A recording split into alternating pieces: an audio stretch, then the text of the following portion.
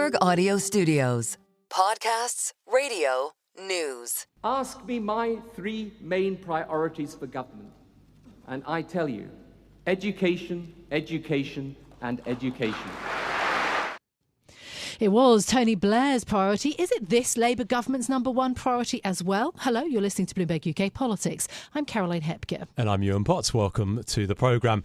When Tony Blair coined that phrase ahead of the 1997 general election, it was meant to signal his determination to keep classrooms at the very top of the political agenda. Today, questions about the cost, content and control of education are a very live debate and perhaps more political than ever. Today marks the end of the National Education Union's conference, including a motion passed calling for the union's political fund to campaign against Reform UK candidates. That prompted party leader Nigel Farage to rail against what he calls the indoctrination of teenagers. Well, it's not the first time in Labour's current tenure that education has taken centre stage politically. Adding VAT to private school fees was one of the party's flagship manifesto pledges, a policy currently facing some challenges. And a less noisy but more perhaps consequential debate is currently going on around the national curriculum. The government's review of the curriculum has published its interim report reviving the old row, some would see it, between progressives and traditionalists. So is education becoming more politicised? What's the impact? Who's in control? Who benefits? Well, joining us to talk through these questions is Dani Payne, Senior Researcher at the Social Market Foundation. Now, Dani, we've had the NEU conference, the big teachers' conference, and they wanted to highlight the impact of poverty on school attainment and teachers' dissatisfaction with Ofsted. What's the mood among teachers? Mostly teachers at the NEU, it's fair to say, are sort of Labour-leaning. Are they pleased at the changes coming from the government? I think that the mood in education at the moment, as it has been over the past few years, is difficult. I think that we've seen, an erosion of public services. We've had austerity, cost of living, Brexit, rising poverty throughout the UK, and that all of those issues land on teachers' doorsteps when they are teaching in the classroom. I think that particularly the policy churn that we've had over the last decade as well, we've had 12 education secretaries in 14 years. It's very difficult for teachers, for school leaders to cope with without the stability of leadership and policy direction. In terms of how well insulated schools are going to be from what we know are the funding pressures in Britain, major ones, not just kind of keeping up with debt repayments in the UK, but the kind of idea that we could spend more on defence. How well insulated do you think schools are going to be? I think the biggest financial pressure in schools at the moment, particularly for state schools, for local government maintained schools, is the pressure of SEND spending. So as the SEND deficit rises in local councils, we are seeing local councils taking some money away from schools to plug that deficit gap. I think the biggest thing that government could do to help the funding sustainability of schools would be to sort out the SEND crisis, which is one of Bridget Phillipson's main aims. There are some elements of reforming the system. There might also just be a need to wipe those deficits and to give councils a blank slate. So special education needs very, very much a live issue. I just want to take the conversation in a slightly more broad direction. How would you categorise Labour's kind of position towards the schools debate? Is it one of revolution or is it more one of sort of gradual transition? Bridget Phillipson has been talking about evolution, not revolution. And for example, the interim curriculum report that you mentioned earlier very much said they want to build on progress that's already being made. There are some more ambitious language around kind of breaking the class ceiling, opportunities for all, aspiration for all, which are very kind of large ambitions, but very politically popular broadly. People in Britain do feel that people should have the same opportunities to do well and that it should be based on hard work rather than someone's background. But I do think from the changes we've seen so far, most of them have not been particularly radical. It hasn't been kind of throwing everything out and starting from scratch. It's very much building on a fairly strong curriculum, fairly high attainment, but saying that it's only high attainment for some and some have been left behind. SEND children, for example, children in deep areas of poverty. We've got rising attainment gaps. So it's saying that the system is working for some, but it's not working for these. And how can we ensure that the system works for all children? Having said that, on university campuses, you've got education really becoming quite deeply politicised. How much is that true at primary and secondary level now? I would say that people who work in politics would like all areas to be politicised, and that increasingly, whatever topic we're talking about, you can make arguments that it's becoming more politicised and more polarised. I think in a school setting, it is less so. Like, teachers care about, do I have the resources that I need to get my lesson done, and am I able to support the children in my classroom? Like, that's what they care about. They want to do a good job for the kids in their classroom. I think they care less about, which government is in power, and far more about the policies that are coming out of that government. So I think, what we'll see in the national media, what we'll see in the political conversation will be different than conversations that teachers are having over lunchtime. Now, a really big thing that's going on at the moment is the curriculum review. I feel like it's one of those massive changes which has slightly gone under the national news radar with all the other stuff going on at the moment. But we're sort of halfway through that, aren't we? And I know you've written about this. Tell us about Labour's approach to the national curriculum, about what's going to be taught to kids right across all ages over the next few years. Absolutely. So we've just had the interim report for the curriculum review. It's important to note that this isn't the recommendations of the review. It's saying what they found through their initial consultation stage. And again, it's very much evolution, not revolution. So they say that they want to build on the knowledge-rich curriculum, that it has been successful in many areas, that they're happy with the breadth of content across primary and secondary ages, but that there are particular subjects that are perhaps not up to date enough or perhaps have too much content. And that there are particular groups of young people for whom the curriculum doesn't seem to represent or appeal to them or engage them. And you can see this through, for example, absenteeism.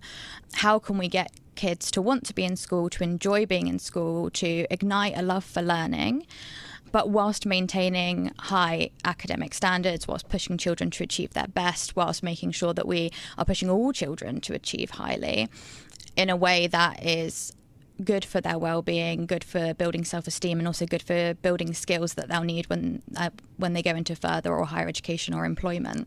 Are there lessons that can be learned from the Scottish curriculum changes, which have seen, certainly in terms of the international rankings, Scotland slide down below England in those rankings? The lesson to be learnt there would be that when you make a really significant change to the curriculum in the way that Scotland did, you have to make sure that teachers have the correct resources to know how to teach all of this different content. And I think that was the mistake in Scotland, was not necessarily that they decided to focus more on skills, but was that teachers weren't prepared, weren't supported to deliver a content which was very different in nature. And often teachers in Scotland reported feeling quite lost and not really sure how to follow this new version of the curriculum.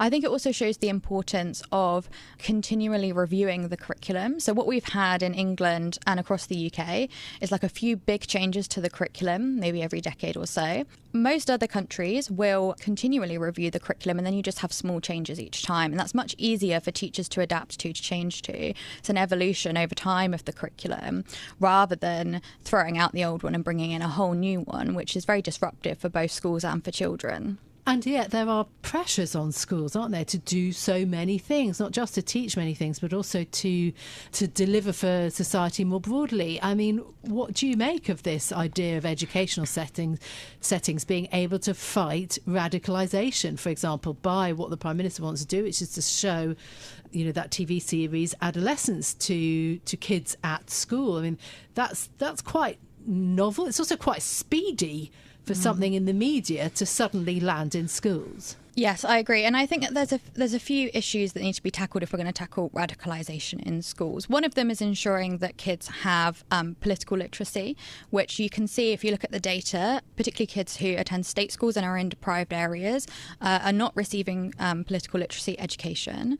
They need to know how to be able to think critically, how to be able to find safe, trusted sources of information, particularly online, when our children have never been thrown so much information as they are now, and being able to distinguish, for example, when they're scrolling TikTok, between someone who is a trustworthy source and someone who has kind of another agenda, is very, very difficult for children.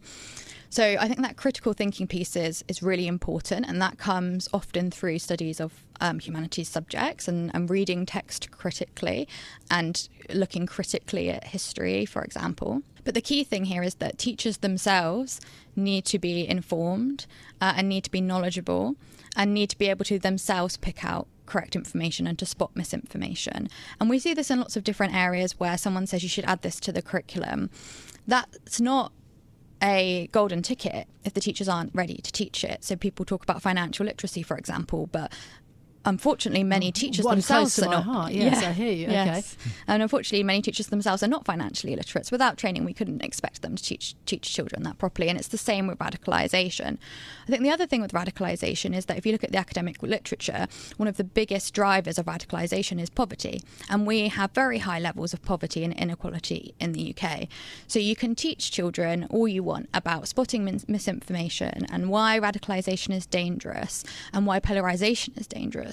But if the environment that they are surrounded in at home is one of desperation, one where potentially their parents are also being increasingly polarised or increasingly accessing misinformation and experiencing such depth of poverty, that's a really hard fire for teachers on their own to fight. A huge amount of noise around the imposition of VAT on private school fees.